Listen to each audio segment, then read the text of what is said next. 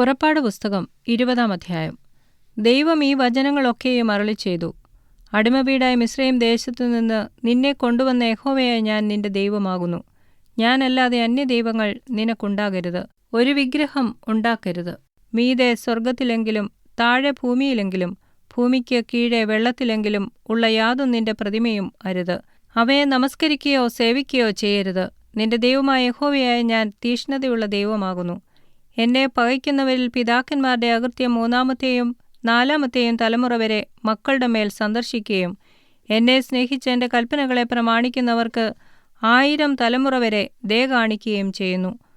നിന്റെ ദൈവമായ യഹോവയുടെ നാമം വൃഥാ എടുക്കരുത്. തന്റെ നാമം വൃഥാ എടുക്കുന്നവനെ യഹോവ ശിക്ഷിക്കാതെ വിടുകയില്ല. ശബ്ബത്ത് നാളിനെ ശുദ്ധീകരിപ്പാൻ ഓർക്ക. 6 ദിവസം അധ്വാനിച്ച് നിന്റെ വേലയൊക്കെയും ചെയ്യുക. 7-ാം ദിവസം നിന്റെ ദൈവമായ യഹോവയുടെ ശബ്ബത്ത് ആകുന്നു. അന്ന് നീയും നിന്റെ പുത്രനും പുത്രിയും നിന്റെ വേലക്കാരനും വേലക്കാരത്തിയും നിന്റെ കന്നുകാലികളും നിന്റെ പടിവാതിൽക്കൽക്കകത്തുള്ള പരദേശിയും ഒരു വേലയും ചെയ്യരുത്. 6 ദിവസം കൊണ്ട് യഹോവ ആകാശവും ഭൂമിയും സമുദ്രവും അവയിലുള്ളതൊക്കെയും ഉണ്ടാക്കി. 7-ാം ദിവസം സ്വസ്ഥമായിരുന്നു. അതുകൊണ്ട് യഹോവ ശബ്ബത്ത് നാളിനെ അനുഗ്രഹിച്ച് ശുദ്ധീകരിച്ചു. നിന്റെ ദൈവമായ യഹോവ നിനക്ക് തരുന്ന ദേശത്ത് നിനക്ക് ദീർഘായുസ്സുണ്ടാകുവാൻ നിന്റെ അപ്പനെയും അമ്മയെയും ബഹുമാനിക്കാം.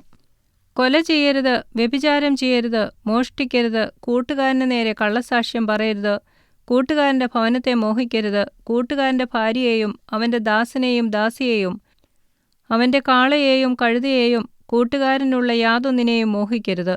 ജനമൊക്കെയും ഇടിമുഴക്കവും മിന്നലും കാഹളധ്വനിയും പർവ്വതം പുകയുന്നതും കണ്ടു. ജനം അത് കണ്ടപ്പോൾ വിറച്ചുകൊണ്ട് ദൂരത്തു നിന്നു.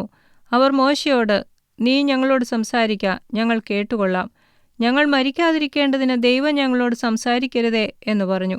മോശ ജനത്തോട്, ഭയപ്പെടേണ്ട, നിങ്ങളെ പരീക്ഷിക്കേണ്ടതിനും നിങ്ങൾ പാപം ചെയ്യാതിരിപ്പാൻ അവങ്കലുള്ള ഭയം നിങ്ങൾക്ക് ഉണ്ടായിരിക്കേണ്ടതിനും അത്രേ ദൈവം വന്നിരിക്കുന്നത് എന്ന് പറഞ്ഞു. അങ്ങനെ ജനം ദൂരത്തു നിന്നു. മോശയോ ദൈവമിരുന്ന ഇരുളിന് അടുത്തു ചെന്നു.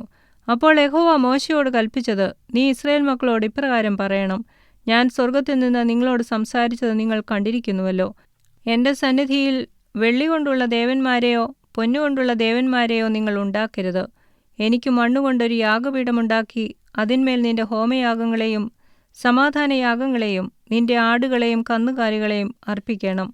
ഞാൻ എൻ്റെ നാമത്തിൻ്റെ സ്മരണ സ്ഥാപിക്കുന്ന ഏത് സ്ഥലത്തും ഞാൻ നിന്റെ അടുക്കൽ വന്ന് നിന്നെ അനുഗ്രഹിക്കും. കല്ലുകൊണ്ട് എനിക്ക് യാഗപീഠമുണ്ടാക്കുന്നുവെങ്കിൽ ചെത്തിയ കല്ലുകൊണ്ട് അത് പണിയരുത്. നിന്റെ ആയുധം കൊണ്ട് അതിനെ തൊട്ടാൽ നീ അതിനെ അശുദ്ധമാക്കും. എൻ്റെ യാഗപീഠത്തിങ്കൽ നിന്റെ നഗ്നത കാണാതിരിപ്പാൻ നീ അതിങ്കൽ പടികളാൽ കയറരുത്.